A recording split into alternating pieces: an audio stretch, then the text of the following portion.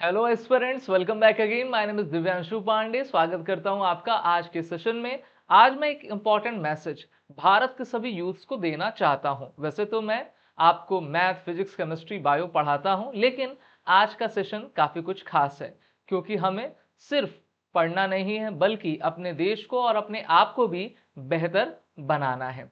अभी हमने देखा कि इस मंथ दिल्ली में के जंतर मंतर में किस तरीके से कॉकरोच जनता पार्टी का प्रदर्शन हुआ और उन्होंने भारत सरकार के ऊपर दबाव डालकर एजुकेशन मिनिस्टर का इस्तीफा ले लिया। चलिए, अच्छी बात है। अब सबसे बड़ा क्वेश्चन ये उठता है कि क्या किसी के रेसिग्नेशन से एजुकेशन सिस्टम में कुछ फर्क पड़ेगा या फिर नहीं पड़ेगा। ये तो भविष्य की बात होगी, लेकिन सबसे इंपॉर्टेंट बात यह है कि रातों रात एक मूवमेंट आपका टूल किट के माध्यम से सीजेपी को क्रिएट किया जाता है, जो कि एक पूरी प्रकार से आपका पॉलिटिकल टूल है।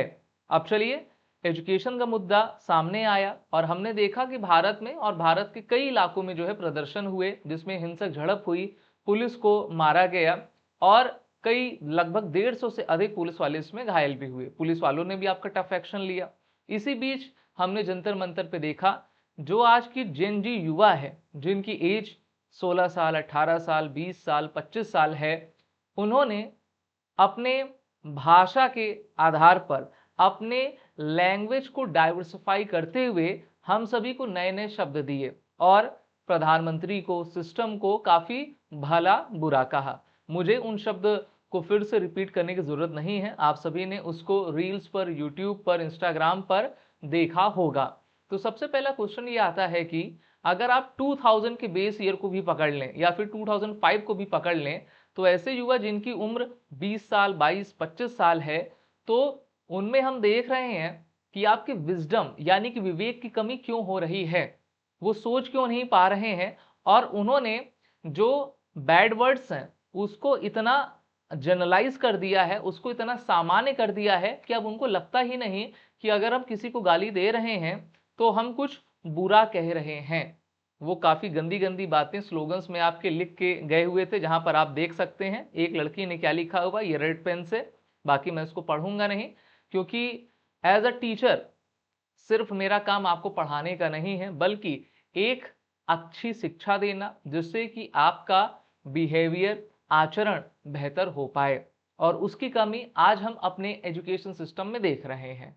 जिस तरीके से धीरे धीरे भारत में अभी 4, 4.5 और 5th जनरेशन आगे आ रही है, तो जैसे 4th जनरेशन आगे आई है तो उनके पास पैसा आपका आ चुका है, लेकिन पैसा आने से आप रिसोर्सेज तो दे सकते हो, लेकिन जब तक आप अपने बच्चों का ध्यान नहीं रखोगे, उनको उचित शिक्षा नहीं दोगे, तब तक आप उनसे कुछ अच्छा एक्सपेक्ट नहीं कर सकते। अब कोई कहेगा उससे आपको क्या लेना देना, तो देखिए, हम सभी एक समाज के तत्व हैं। We are the elements of the society and we contribute in the nation building process. अगर हमको अपने नेशन को बिल्ड स्ट्रॉन्गर करना है तो हमें खुद अच्छा होना चाहिए। अगर मान लीजिए कोई टीचर जो है गाली गलौज करे और आपको वैसा पढ़ाए तो कैसा इफेक्ट होगा। और आजकल तो हम देख ही रहे हैं कि बहुत सारे आपके बड़े बड़े बिलियनियर्स आ चुके हैं एजुकेशनल डिपार्टमेंट में और वो गाली देकर बात करते हैं।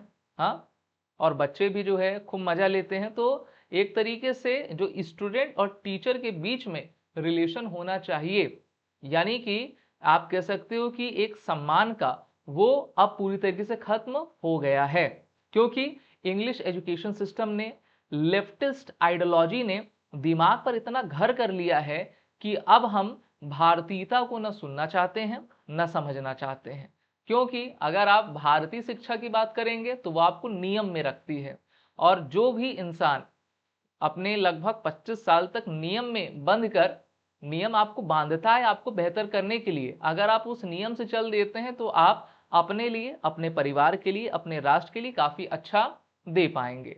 लेकिन अब इनसे तो हमको कोई भी उम्मीद नहीं है।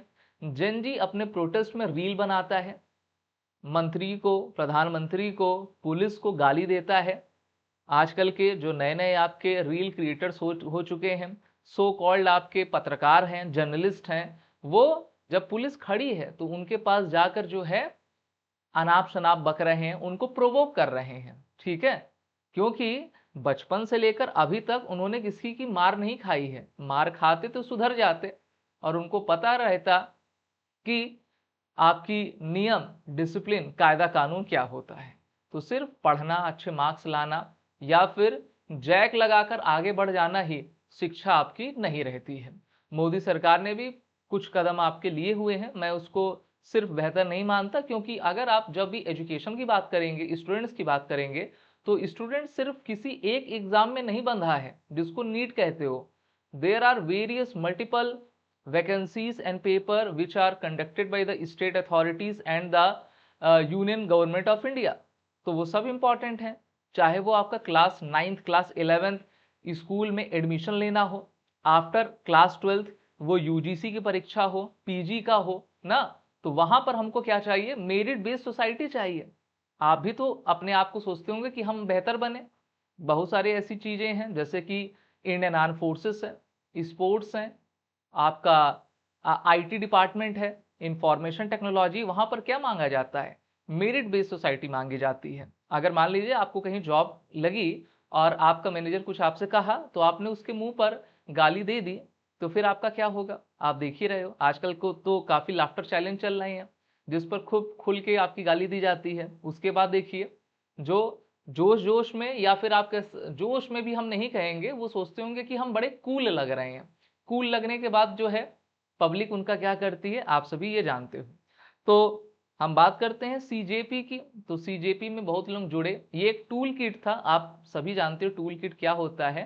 एक आपका फंडेड सिस्टम होता है जिसमें खूब पैसा लगा के इनके फॉलोअर्स आपके बढ़ा दिए जाते हैं और एक पॉलिटिकल लेड मूवमेंट आपका किया जाता है। किसी भी प्रोटेस्ट को करने में कोई मनाही नहीं है।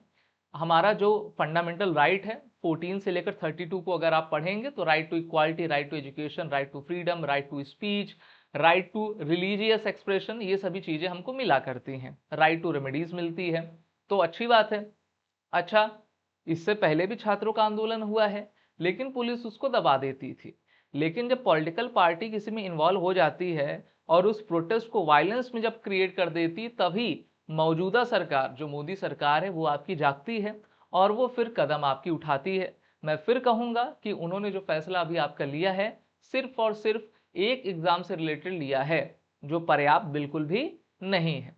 अब यहां पर आप देख लीजिए, एक अखबार की खबर है, 12 साल में 116 पेपर लीक, 7.5 करोड़ बच्चे प्रभावित, 19 राज्यों में फैले माफिया। ये माफिया है कौन? These are the real cockroaches, जो मेहनत से काम नहीं करना चाहते, जो क्या करना चाहते हैं कि हम पेपर को लीक करके मोटा पैसा कमा लें। इसमें सभी लोग हैं, इसमें जो आपके कोचिंग माफिया भी हैं, इसमें आपके पॉलिटिकल लीडर्स भी हैं, पॉलिटिकल लीडर्स के जो आपके चेले चपाटे हैं वो भी हैं ना, इसमें जो पेपर सेट कर रहा है, जो टीचर है वो भी है। तो सभी की मिली भगत है। अब ये लोग आ कहाँ से रहे हैं? तो ये हमारी सोसाइटी से आते हैं। और जब हम अपनी सोसाइटी में पैसे को प्रदान कर देते हैं, यानी कि कहते हैं कि भैया बाप बड़ा ना भैया, सबसे बड़ा रुपया, तो आप सोचिए, आप जो रिलेशन है उसको पीछे छोड़ के पैसे को सबसे अधिक प्राथमिकता देते हैं। पैसे से सुविधाएं आपकी ली जाती हैं, बिल्कुल अच्छी बात है, ज्यादा से ज्यादा पैसा भी कमाना चाहिए। लेकिन हमारी ड्यूटी क्या है? हम स्कूल में जाते हैं, कॉलेज में जाते हैं, कभी टीचर हमको बताते हैं कि एज अ स्टूडेंट हमारी ड्यूटी क्या है?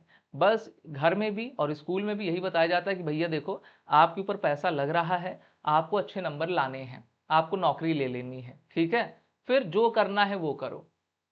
जबकि मानव जीवन की सच्चाई ये बिल्कुल भी नहीं है। इसीलिए मैंने कहा कि अंग्रेजों ने और मुगलों ने क्या किया था, भारत से भारतीय गुरुकुल सिस्टम को नष्ट कर दिया। 1835 में मैकॉले ने ब्रिटिश पार्लियामेंट में ये स्पीच दी थी कि मैं 2 साल भारत रहा, मैं भारत के सभी कोने को घूम आया हूं, लेकिन मुझे एक भी भारतीय भिखारी नहीं देखा। Not a single Indian I have ever seen to be a beggar. मैंने एक भी ऐसे व्यक्ति को नहीं देखा जो चोर हो, जो भिखारी हो। भारत संपन्न है और हम ऐसे भारत को कभी भी गुलाम नहीं बना सकते। अगर हमें भारत को गुलाम बनाना है, कॉलोनियल रूल यहां पर इस्टेब्लिश करना है, so we have to divide the society. और सोसाइटी को डिवाइड करने के लिए भारत के एजुकेशन सिस्टम को हमको नष्ट करना होगा। अगर आप इंग्लिश को देखेंगे तो इंग्लिश अल्फाबेट में कितने वर्ड्स हैं, कितने लेटर्स हैं? 26 हैं। हिंदी में कितने हैं? 52 हैं। अब आप सोच लीजिए। हाँ, हिंदी कहाँ से आई है? संस्कृत से आई है। Sanskrit is the mother of the all language. बहुत सारे बच्चों को यही नहीं पता रहता है। हाँ, we are the oldest civilization of the world, we have the oldest language of the world। और उसी संस्कृत से पाली, प्राकृत, हिंदी, अपभ्रंश, ये सभी भाषाएं आपकी निकली हैं ना। तेंद्रिम, रशियन, इंग्लिश, इन सभी की जननी कौन है? संस्कृत है। अभी हमारे नए एजुकेशन मिनिस्टर आ चुके हैं जिनका नाम प्रहलाद जोशी जी है, ठीक है, और धर्मेंद्र प्रधान जी जा चुके हैं।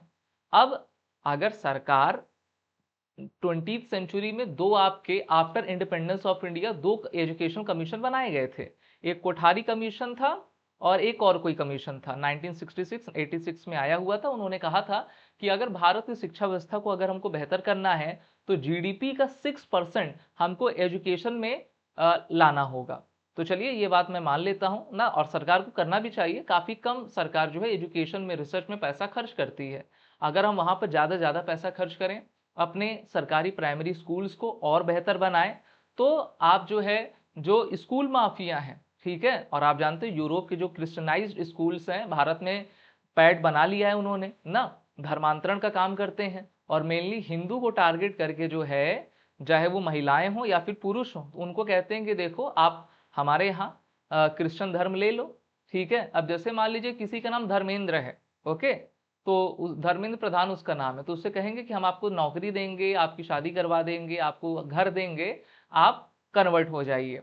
और फिर वो कहेगा कि देखो मैं कन्वर्ट हो जाऊंगा तो जो है मेरी सोसाइटी क्या कहेगी, तो वो कहेंगे कि देखो तुम अपना नाम चेंज ना करो। अब मुस्लिम लोग क्या करते हैं कि वो पूरी तरीके से आपको चेंज कर देंगे, ठीक है, आपके शरीर में भी काट छाट देंगे, पूरा नाम बदल देंगे, दाढ़ी वाड़ी, पूरा मेकअप जो है अपने अनुसार कर देंगे। लेकिन क्रिश्चियन ऐसा नहीं करते, they are the sweet poison. वो कहेंगे आप धर्मेंद्र डिसूजा हो जाओ, धर्मेंद्र जोसेफ हो जाओ, ठीक है, इससे आपका नाम भी हिंदू का रहेगा, काम आप क्रिश्चियन का करोगे, और फिर जो हम कहेंगे वो आप करो, यानी कि स्वीट पॉइजन बन के जो है धर्मांतरण कराओ। ऐसे कितने जो है हम केसेस देखते हैं, ठीक है। तो इसलिए एजुकेशन सिस्टम को पिछले लगभग 300 साल से कमजोर किया गया है। हमारी ये डिमांड थी कि जब भारत स्वतंत्र भारत बना था तो पहला एजुकेशन मिनिस्टर तो हिंदू रखते। अब आप कहेंगे कि सर आप तो टीचर हैं, हिंदू मुस्लिम क्यों कर रहे हैं? पहली बात तो ये है कि भारत में अगर आप 700-800 साल पहले देखेंगे तो कोई यहाँ पर सनातन धर्मी के अलावा कोई आपका था नहीं, और ये प्रोसेस आपका शुरू किया गया। किसी को तलवार के बल पर आपका सलवार पहनने पर मजबूर कर दिया गया, किसी को आपका 5 किलो बासमती चावल देकर आपका कर दिया गया। लेकिन फिर भी भारत का जो आपका बहुमत है, more than 110 crore population of India are still the Hindu. लेकिन हिंदू में भी डिवाइड आपका किया गया, कहा गया कि जैन अलग होते हैं, हिंदू नहीं होते, सिख अलग होते हैं, हिंदू नहीं होते हैं, ठीक है। अभी आपने जंतर मंतर पे देखा होगा, आजादी आजादी के नारे लग रहे थे, ठीक है, भारत तेरे टुकड़े लग रहे थे, आतंकवादियों का समर्थन किया जा रहा था। लेकिन अगर वहां पर कोई व्यक्ति कि किसी की हिम्मत ये नहीं थी कि वो जय श्री राम का नारा बोल दे। अच्छा, जय श्री राम का नारा क्या पॉलिटिकल नारा है? बिल्कुल भी नहीं। लेकिन अल्लाह अकबर बोल रहे थे, लेकिन जय श्री राम नहीं बोल रहे थे। अब ये मेरा बताने का आपको तात्पर्य क्या है? तात्पर्य ये है कि सोसाइटी के मन में इतना जहर घोल दिया गया है कि वो अपने भगवान से नफरत करने लगे, या फिर नफरत ना भी करे तो चार लोगों के बीच में भगवान का नाम ना ले पाए। और उसको मतलब इतना डरा दिया गया सभी को, मतलब अगर तुम ये नारा लोगे यानी कि तुम पॉलिटिकल पार्टी से रिलेटेड हो। मैं भगवान शिव की जय, राम जी की जय कहूंगा, श्री कृष्ण जी की जय कहूंगा, तो क्या इससे मैं देशद्रोही हूं? नहीं। अच्छा, ये लोग हैं कौन? ये लोग वही हैं जो कि भारत के एजुकेशन सिस्टम को उन्होंने बर्बाद कर दिया है, यानी कि लेफ्टिस्ट। जी हाँ, आपको जानना होगा, अभी आप 15 साल के, 18 साल के, 20 साल के हैं ना, आपने समय नहीं देखा है और ना आपने सही तरीके से हिस्ट्री पढ़ी है ना समझी है। जो भारत में जितनी भी पॉलिटिकल पार्टीज हैं वो सभी अपने एजेंडे को लेकर आगे बढ़ती हैं, और उनका एकमात्र लक्ष्य होता है कि किसी भी तरीके से हम सत्ता को ले लें, यानी कि हम पावर में आ जाए। और एक बार पावर में आ गए, जो मन होगा हम वो करेंगे। 2014 से पहले की जो आपकी सरकारें होती थी, वो छत्रपति शिवाजी महाराज को आपके एनसीईआरटी की बुक में लिखा होता था कि Chhatrapati Shivaji Maharaj is the mountain rat, यानी कि वो पहाड़ी चूहे हैं। भगत सिंह को आतंकवादी आपका लिखा गया था किताबों में। ये भी लिखा गया था कि Hindus and Dalits are different. सोचिए, ये सब बच्चे पढ़ते थे, और जब मैं पढ़ाता था, जब मैं बताता था बच्चों को, तो कहते थे अरे सर आप ऐसा कैसे कह रहे हैं, किताब में तो ये लिखा है, बुक में तो ये लिखा है ना। तो बच्चा भी सोचेगा कि यार जो बुक में लिखा होगा, जिसने लिखा होगा वो तो सर से भी ज्यादा ज्ञानी होगा। हाँ, लेकिन हम जान रहे हैं ना कि क्या प्रोपेगेंडा भारत में चल रहा है, भारत को कमजोर करने की कोशिश की जा रही है। और इस प्रकार के जब जेनजी हो जाएंगे ना, जो हमारी पुलिस को गाली देंगे, आप प्रोवोक क्यों कर रहे हो, प्रोवोक करोगे तो लाठी तो खाओगे, गोली तो खाओगे। हाँ, वैसे ही मीडिया आपकी हो चुकी है, जो कि फॉरेन फंडेड पैसा, मतलब पैसा लेकर जो है वो देश को बर्बाद कर रही है। एनएसए अजीत डोभाल ने भी कहा था कि दुख इस बात का है कि भारत को अगर हराया है तो भारतीयों ने हराया है। कभी कभी हम भी सोचते हैं कि यार 1000 साल तक भारत गुलाम रहा, भारत के पास इतनी वेल्थ थी, भारत को गोल्डन बर्ड ऑफ इंडिया, सोने की चिड़िया कहा जाता था। अगर आप गुप्त पीरियड देखिए, मौर्य पीरियड देखिए, पढ़िए उसको, तो आपको पता चलेगा कि किसी भी चीज की कमी नहीं थी। लिटरेचर में, एजुकेशन में, आपकी इकोनॉमी में, मिलिट्री में, नेवल मिलिट्री में भारत आगे था। तक्षशिला, नालंदा, गुरुकुल जैसे सिस्टम भारत के पास थे। तो क्या हुआ कि ये सब आपके खत्म होते गए, क्योंकि फूट डाला गया, यानी कि डिवाइड एंड रूल किया गया।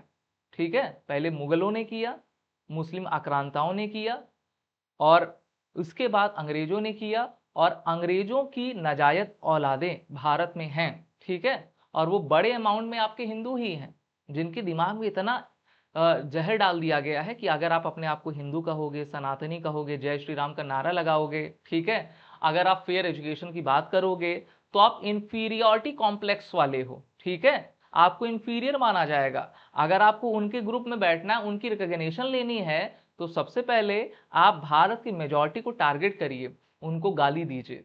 ये सब चीजें चल रही हैं, ये आपको समझना होगा। और आजकल के माँ बाप तो आप देख ही रहे हो कि किस प्रकार के आपके माँ बाप हैं ना। बाप को जो है आपका पैसा कमाने से फुर्सत नहीं मिलती है, माँ को पार्लर जाने से, किटी पार्टी मनाने से फुर्सत नहीं मिलती, रील स्क्रॉल करने से। और आजकल जो मेनली जो लड़कियां हैं, ठीक है, मेनली जो लड़कियां हैं, वैसे मैं किसी प्रकार के कपड़े का वो नहीं हूं, लेकिन हाँ, एक हमें मैनर में होना चाहिए। छोटे कपड़े पहनना, ठीक है, छोटे कपड़े पहन के अपने अपने आप को एडवांस समझना, ये अच्छी बात नहीं है। मैंने 2013 से मैं पढ़ाता आ रहा हूँ, बहुत सारे आप होंगे जो 2013 में आपकी बर्थ भी नहीं हुई होगी। तो मैंने एक स्टूडेंट से पूछा, अपने क्लास 12 में पढ़ती थी वो, मैंने कहा अच्छा व्हाट इज मॉडर्नाइजेशन। उसने कहा मुझसे सर थोड़ा मॉडर्न बनिए। ठीक है, मैंने कहा मॉडर्न कैसे बनते हैं, मुझको बताओ, मॉडर्न क्या होता है। तो कहे सर ना, मॉडर्न पीपल वो होते हैं जो इंग्लिश बोलते हैं, ठीक है, जो ब्रांडेड कपड़े पहनते हैं ना, और जिनके पास वेल्थ होती है वो मॉडर्न है। अरे भाई, मॉडर्न को हिंदी में हम कहते हैं आधुनिक। ठीक है, समय सबसे बड़ा मॉडर्न है, time is the main modern. समय के साथ अगर आप चलोगे, अपने आप को डेवलप करते जाओगे, तो आप मॉडर्न हो ना। यही समय है जिसमें अमीर भी है, गरीब भी है। ठीक है, ये वही समय है जहां पर देशभक्त भी रहते हैं और एंटी सोशल एलिमेंट भी रहते हैं। अगर एंटी सोशल एलिमेंट सुंदर सुंदर छोटे छोटे भड़काऊ अट्रैक्टिव कपड़े पहने, रील बनाएं, ठीक है, बीच बीच में इंग्लिश में खूब अच्छी अच्छी गालियां दें, तो उनको सभी लोग मॉडर्न कहेंगे ना, क्योंकि उनका दिमाग कम है। वो ऐसा सोचते हैं कि उनका दिमाग ज्यादा है, लेकिन उनका दिमाग आपका कम है। क्या आपको ऐसा बनना है? और अगर आप ऐसा बन गए हो तो अपने आप को बेहतर करिए। ठीक है, आप भारत की संस्कृति को पढ़िए, आप रामायण पढ़िए, महाभारत पढ़िए ना, जयशंकर प्रसाद को पढ़िए, रामधारी सिंह दिनकर को पढ़िए, निरालो को पढ़िए, महादेवी वर्मा को पढ़िए। ठीक है, तो तभी आप जो है बेहतर हो पाएंगे, क्योंकि हमें सबसे पहले अपनी संस्कृति, अपने भाषा, अपने ईश्वर का सम्मान करना पड़ेगा। हमको इंफीरियोरिटी कॉम्प्लेक्स में नहीं आना है। और जब आप इन सभी चीजों को पढ़ेंगे तो आपके अंदर खुद एक आत्मविश्वास जगेगा, आप किसी से डरोगे नहीं ना, सच को कहने में डरोगे नहीं। कहा जाता है ना, सच पराजित हो सकता है लेकिन परास्त नहीं। ओके, ट्रुथ जो है कुछ आपके समय के लिए वो ओवर प्रेशर किया जा सकता है, लेकिन उसको कोई डिफीट नहीं कर सकता है। तो इसीलिए मैं आपसे यही कहूँगा कि अगर हमें हायर एजुकेशन में या फिर आप कहें कि प्राइमरी एजुकेशन में, सेकेंडरी एजुकेशन में कुछ बेहतर काम करना है, तो हमें अपनी सोसाइटी को मेरिट बेस्ड सोसाइटी बनाना होगा। अब ये देख लीजिए, जेई एडवांस 2026 का कट ऑफ आपका आया था। अब अगर आप इस कट ऑफ में मार्क्स को देखेंगे तो यहाँ पर देखिए, अगर आपको इंजीनियर चाहिए, अच्छा पुल चाहिए, ब्रिज चाहिए, जो अच्छे लोगों ने बनाया हो, तो आप चाहेंगे ना कि वो अच्छे इंजीनियर्स हों। अगर आप नीट में अच्छे डॉक्टर को चाहिए तो आपको चाहिए होगा कि भैया वो स्कैम करके ना आए हों। अब यहाँ पर आप देखिए, minimum mark in each subject, minimum aggregate mark, common rank list CRL. Okay, तो ये आपका सीआरएल मिनिमम एग्रीगेट मार्क 92 गया है, और वहीं पर ये ओबीसी जनरल का 82 और 82 गया है। ठीक है, एससी और एसटी का ये 46 गया हुआ है। अब सोचिए, जब ये इंजीनियर्स बनेंगे और हाफ मार्क्स भी जो है इनको आपका सीट्स मिल जा रही हैं, तो देश का क्या होगा। रिजर्वेशन को सिर्फ 10 साल के लिए लाया गया था, और किसने लाया था, डॉक्टर भीमराव अंबेडकर ने कहा था कि 10 साल के लिए हम थोड़ा सा इनको एडवांटेज दे देते हैं। ओके, लेकिन फिर इसको जो है वोट बैंक में आपका तब्दील कर दिया गया, और एक सोसाइटी को दूसरे सोसाइटी से, एक जाति को दूसरे जाति से लड़ाया जाता है। मोदी सरकार भी कहती है कि हम कास्ट बेस्ड सेंसस कराएंगे। तो ये तो वही अंग्रेजों का कानून आपका चला रहे हैं ना, कि लोगों में फूट डाल दो, डिवाइड कर दो। अरे भाई ना, आप ये ना सोचिए कि हमको बिना पढ़े या फिर कम पढ़े अच्छी चीज मिल जाएगी और हमारी लाइफ सेटल हो जाएगी। कुछ तो मेहनत करो ना। हम सभी परमात्मा के अंश हैं, हम सभी एक ही हैं, हम में कोई भी अंतर आपका नहीं है। तो इसीलिए हमको एक होकर खड़ा होना चाहिए। देखिए, यही वो बच्चे होंगे जो आगे चल के इंजीनियर, डॉक्टर, पुलिस, ठीक है, चार्टेड अकाउंटेंट बनेंगे। जब इनके अंदर सोचने की क्षमता नहीं होगी और आधे आधे मार्क्स पाके ये आगे बढ़ जाएंगे तो क्या होगा। अभी आपने देखा होगा कि 100 में से 3 नंबर लाने वालों को मैथ का टीचर बनाया गया। अब सोचिए, अब वो मैथ पढ़ाएगा, 100 में से 3 नंबर है उसका। आपने न्यूज में देखा होगा, ठीक है। डॉक्टर में देखा होगा आपने, जिन्होंने एमबीबीएस किया है और आगे का कोर्स करने जा रहे हैं, उनके 0 और -20 मार्क्स हैं, उनको पास कर दिया जा रहा है। सोचिए, एमबीबीएस 4 साल 5 साल की पढ़ाई करने के बाद भी वो एक नंबर नहीं ला पा रहे हैं, एक नंबर नहीं ला पा रहे हैं। तो ये सोचिए कि उनको आप इतना जैक दे, अच्छा चलो, अगर आप उनको रिजर्वेशन दे भी रहे हो तो आप क्लास 12 तक दे दो, क्लास 12 तक दे दो, आप उनकी फीस माफ कर दो, आप उनको जो एक अच्छा एजुकेशन सिस्टम दे दो, आप उनको जो है बैग दे दो, कॉपी किताब दे दो, ठीक है, तो ये अच्छी बात है। आप उनको एक्स्ट्रा कोचिंग दे दो, ये भी अच्छी बात है। लेकिन एक बार दो ना, आप लगातार देते जा रहे हो, क्रीमी लेयर्स को लगातार आप जो है वो देते जा रहे हो। किसी बच्चे के माता पिता सरकारी में हैं, तो वो भी अपने बच्चों का कास्ट सर्टिफिकेट बनाकर लाभ लेना चाह रहा है ना, और नेता ये कर भी रहे हैं। तो जब ये मांग उठती है कि मेरिट बेस्ड सोसाइटी बननी चाहिए, तो हम सभी को एक साथ आकर खड़ा होना होगा ना। अगर हम अपने आपस में लड़ाई करेंगे, अच्छा लड़ाई क्यों होती है, क्योंकि जिनको लाभ मिल रहा है वो कभी नहीं चाहेंगे कि जो बेनिफिट है मेरे से चली जाए, मेरे से बेनिफिट चली जाए। तो इसीलिए जो गलत है वो उसका साथ देते हैं। और जो मेरिट बेस्ड लोग हैं, ठीक है, जिनके अंदर सही में दम है, उनको कुछ मिलता नहीं है। तो इससे असंतोष, यानी कि अनसेटिस्फैक्टरी माहौल आपका जनरेट होगा, और वो देश के लिए बिल्कुल भी अच्छा नहीं होगा। ठीक है, एक दिन आएगा जो कि एक तरीके से इंटरनल वॉर, आपका इंटरनल एग्रेशन करा देगा। तो इसीलिए हम यही कहेंगे कि हम अपनी क्षमता को बेहतर करें, हम राष्ट्रवादी बने, हम अपने देश को आगे ले जाएं, ठीक है, हम क्वेश्चन पूछें सरकार से, उनको अकाउंटेबल ठहराएं।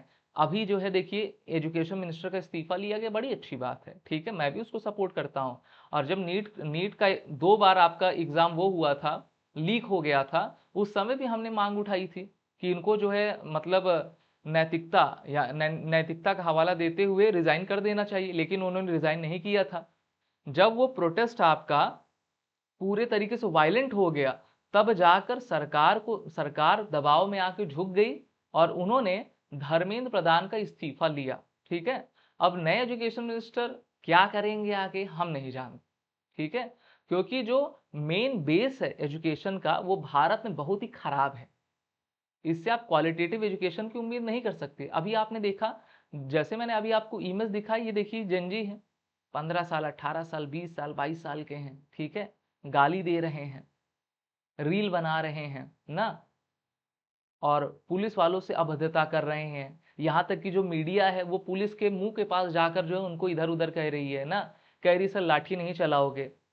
वो लाठी अगर चला देगा तो भैया 3 महीने बिस्तर पे बैठे रहोगे, उठोगे नहीं। बचपन से लेकर अभी तक मार नहीं खाए हो, इसीलिए जो है इतना बकवास कर रहे हो ना।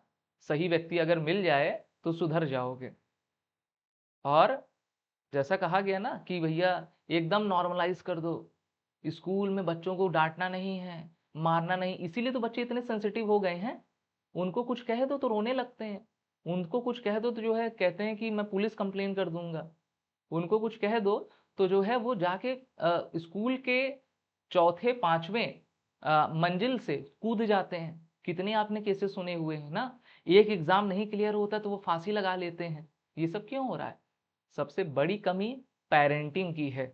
किसकी कमी है? सबसे बड़ी कमी पेरेंटिंग की। जैसा मैंने कहा, बाप को पैसा कमाने से फुर्सत नहीं है, माँ को जो है पार्लर में जा रही है ना, वो भी 40 45 50 साल की हो गई, लेकिन 16 साल की लड़की आपकी बन जाती है ना, और बच्चे पे ध्यान नहीं देना है। और ये सभी चीजें मैं अपने एक्सपीरियंस से बता रहा हूँ।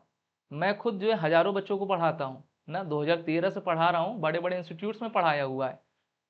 लेकिन आप देख रहे हैं तो ऐसे ही आपके प्रोडक्ट्स बनेंगे और ये देश का निर्माण बिल्कुल नहीं कर पाएंगे। वो कहा जाता है ना कि अगर आपको किसी देश को खराब करना है तो उसको युवाओं को खराब कर दीजिए। अच्छा, भारत में आप कैसे खराब एक तो आप खराब कर सकते हो ड्रग्स से, शराब से। दूसरा आप खराब कैसे कर सकते हो? उस देश की एजुकेशन सिस्टम को बर्बाद करके। और भारत की एजुकेशन सिस्टम पूरी तरीके से बर्बाद हो गई है, ठीक है। और एक तो ये है कॉकरोच, ठीक है। एक ये तो जनरल जनता पार्टी का मैं ले आया हूँ, ठीक है, voice of the general people. भाई जनरल पीपल भी अपना डिमांड कर रहे हैं ना। एक आपके कॉकरोच हैं जिन्होंने पूरा वायलेंस आपका करवा दिया है। तो अपने आप को हम बेहतर बनाएं, ठीक है। आप भी किसी के माँ बाप बनोगे, आप नहीं चाहोगे कि आपका बच्चा बदतमीज बने। अगर हाँ आप बदतमीज रहोगे तो आपका बच्चा बदतमीज बनेगा ना। जागी रही भावना जैसी प्रभु मूरत देखी तित वैसी, as you saw so shall you reap. जैसा आप बोओगे वैसा ही आप काटोगे, जैसा आप रहोगे वैसा ही आप देश का निर्माण करोगे। हमारे मोदी जी हैं, nothing more important then your welfare. अरे मोदी जी, वेलफेयर को अगर आपको करना है तो आर्टिकल 14 को अच्छे से पढ़िए ना आप सभी। आर्टिकल 14 में क्या कहा गया है? Right to equality. और उसी राइट टू इक्वालिटी को आपने हमारे पार्लियामेंट में, कॉन्स्टिट्यूशन में इतना अमेंडमेंट किया कि उसकी ऐसी की तैसी कर दी, ठीक है। अब आप कहेंगे कि ऐसी की तैसी कैसे कर दी है? तो सो कॉल्ड डेमोक्रेसी है ना।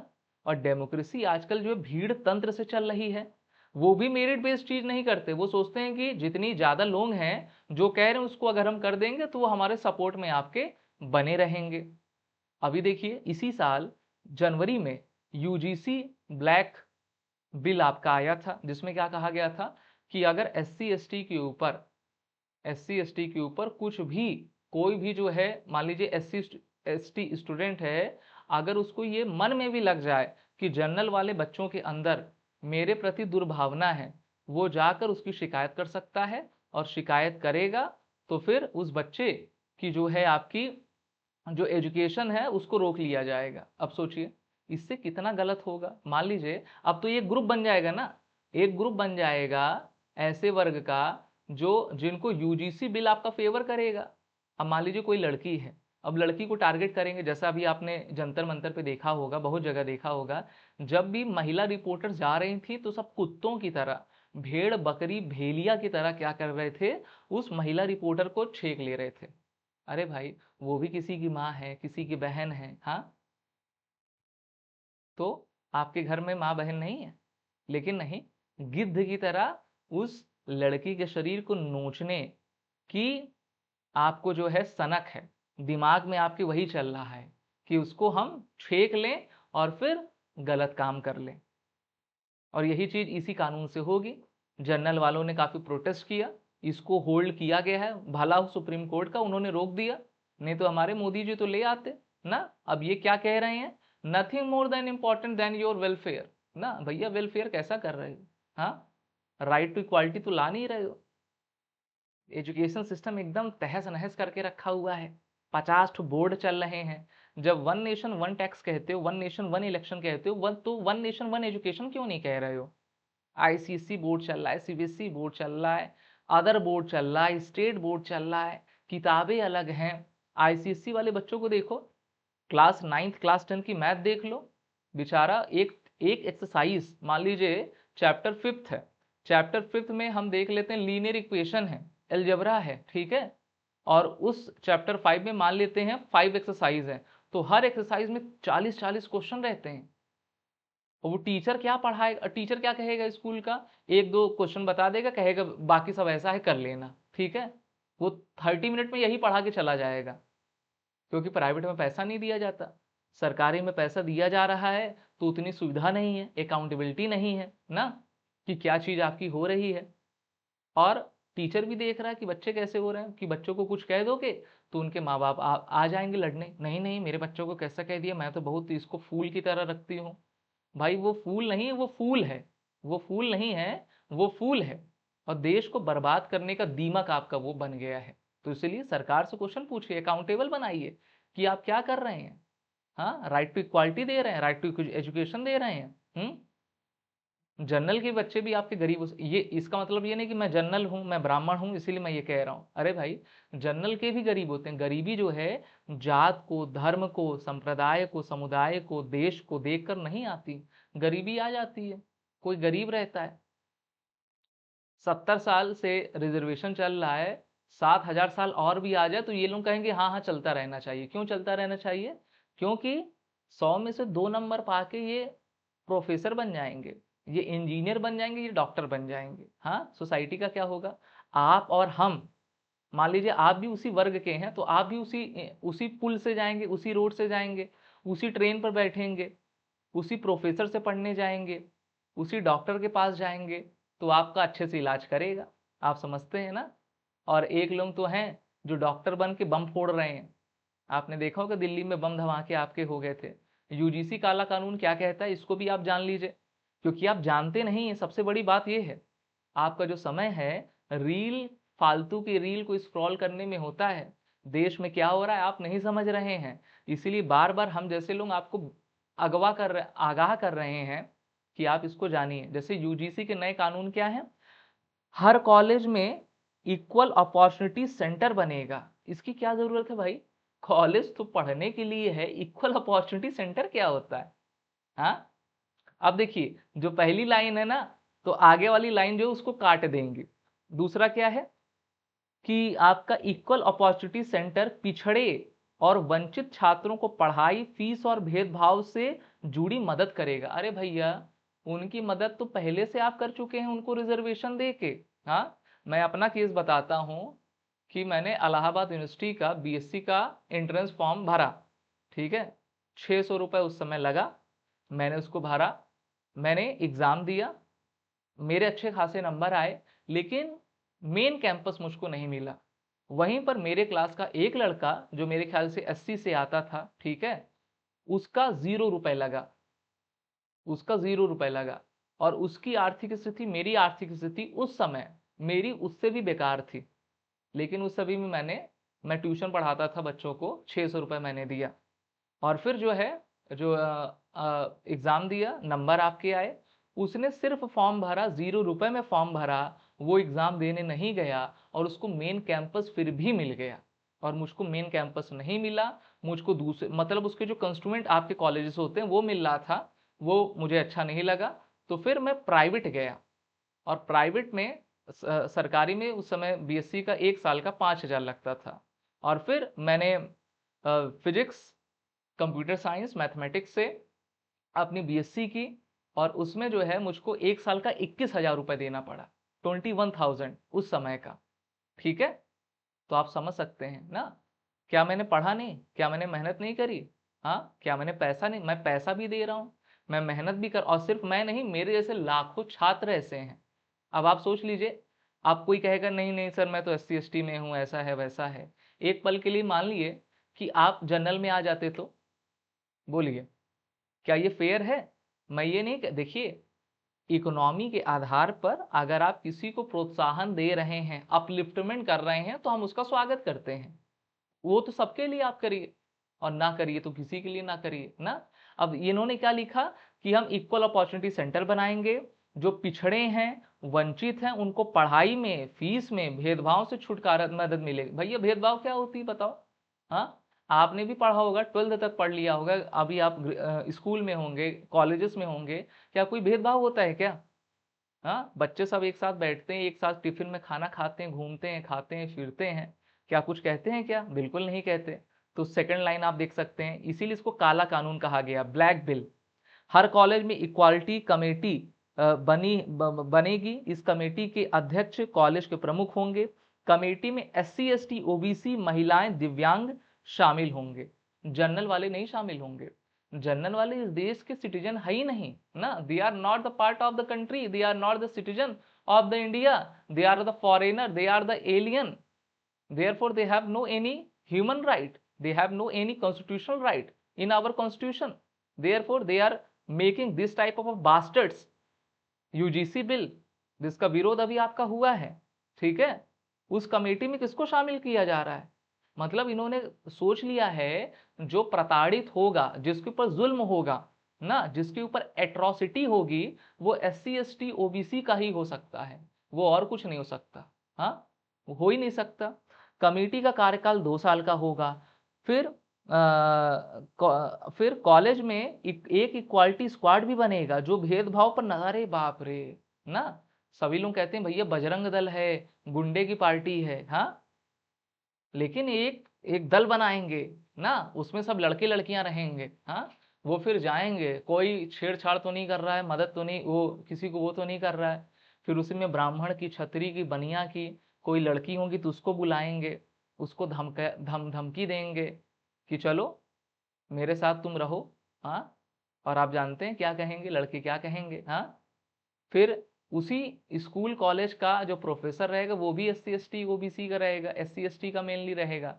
वो भी कहेगा चलो तुम मुझको जो है बॉडी फेवर दो, नहीं तो आप जानते हो ना, तुम्हारा मैं साल बर्बाद कर दूंगा। यही सब आपका होगा।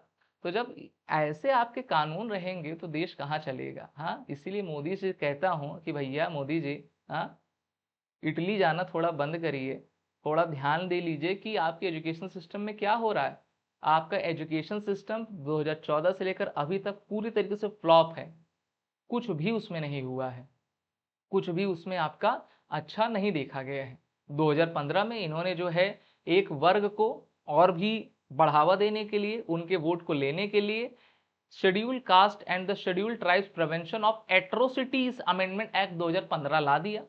न्यू ऑफेंसेस इन्होंने इंक्लूड किए, जैसे कि tonsuring the head and the mistake, garlanding SC ST with chappal, denial of irrigation facility, forest right, compelling them to do manual scavenging, imposing social और economic boycott, preventing them from filling nomination.